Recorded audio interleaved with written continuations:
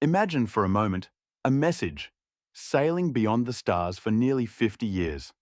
A message crafted by humanity for an audience unknown, perhaps unknowable. But what if that message wasn't just a greeting, a hopeful gesture of peace? What if, embedded within its grooves, its images, and its sounds, lay a secret, a warning, or even a hidden truth about us that we weren't ready to admit? Because in 1977, NASA launched Voyager 1 and Voyager 2, two ambitious probes destined to explore the outer reaches of our solar system.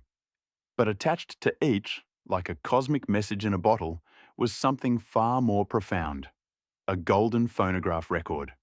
Not just any record, but one painstakingly assembled by a team led by the legendary Carl Sagan.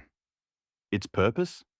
To communicate the story of planet Earth and its inhabitants to any intelligent extraterrestrial life that might one day intercept it. A universal calling card, inscribed with 115 images, a variety of natural sounds from our planet, musical selections from different cultures and eras, and spoken greetings in 55 ancient and modern languages. It even included the brainwaves of Ann Druyan, Sagan's collaborator and future wife, recorded during moments of intense emotion and connection to humanity.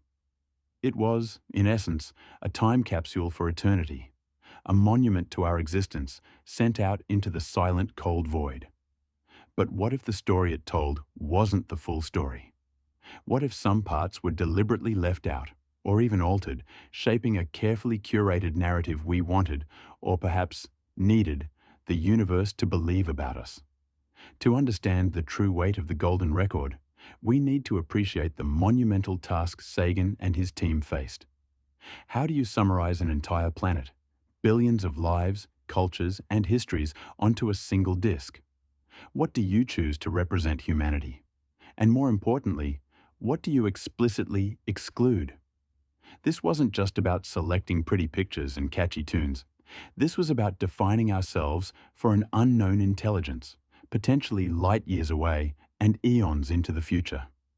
They had just 6 weeks to do it. 6 weeks to decide humanity's first impression on the cosmos. The pressure was immense. Every image, every sound, every mathematical diagram was debated, analyzed, and scrutinized. They had to assume nothing about the receiving intelligence, not their senses, not their understanding of mathematics, not even their basic biology. The record's cover itself was an intricate map, etched with instructions on how to play the record, written in the universal language of physics.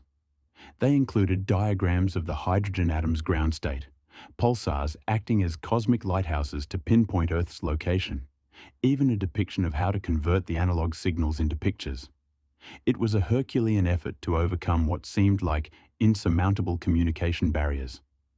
They selected sounds like a baby's cry, a mother's kiss, a whale's song, a train, even a volcano. Images ranged from fundamental scientific concepts to human anatomy, diverse global cultures, architecture, and even a grocery store.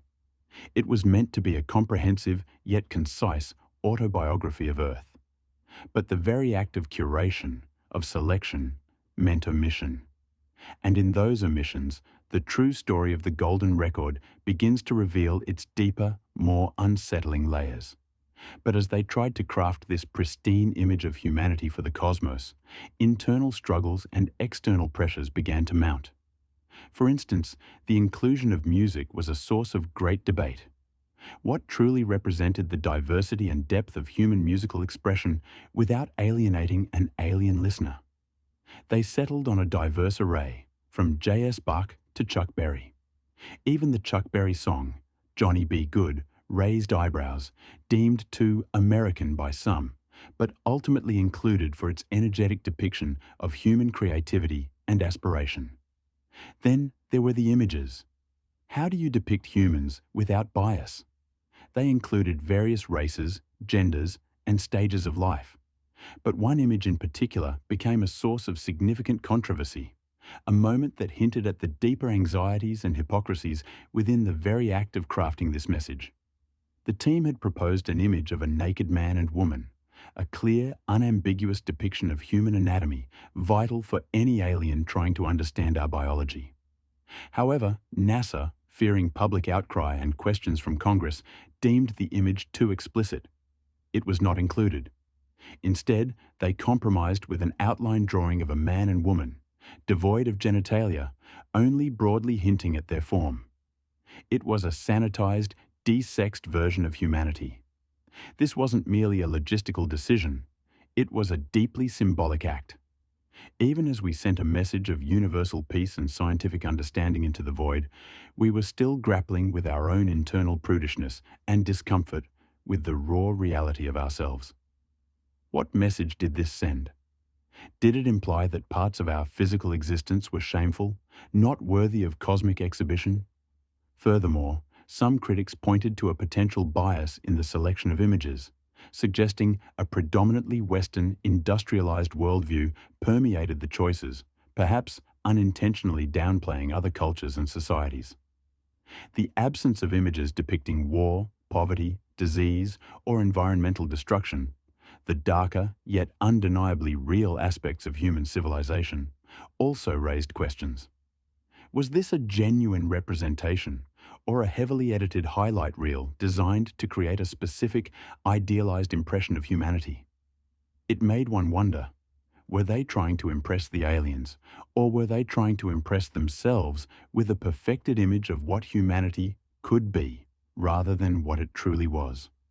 What they discovered, or rather, what they chose not to discover and include, became a more telling revelation than anything actually etched on the gold. The ultimate message of the Golden Record, therefore, isn't just about what's on it.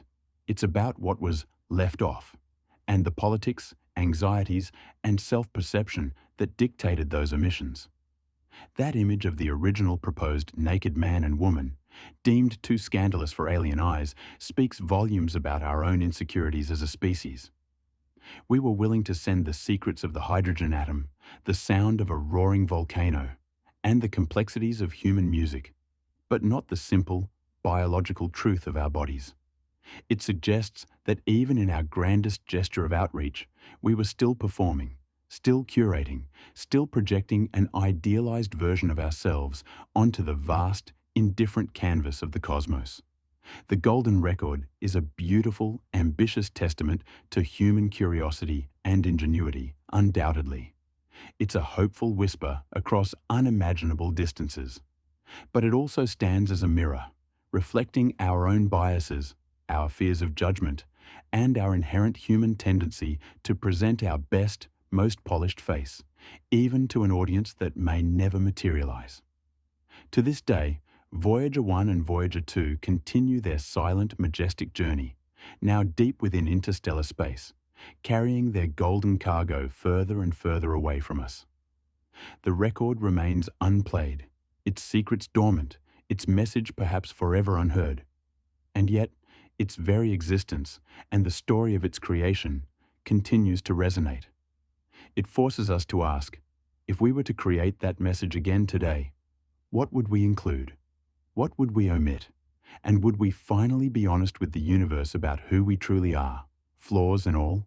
Or would we still opt for a carefully constructed narrative? The Golden Record is a beautiful dream, a testament to humanity's yearning for connection.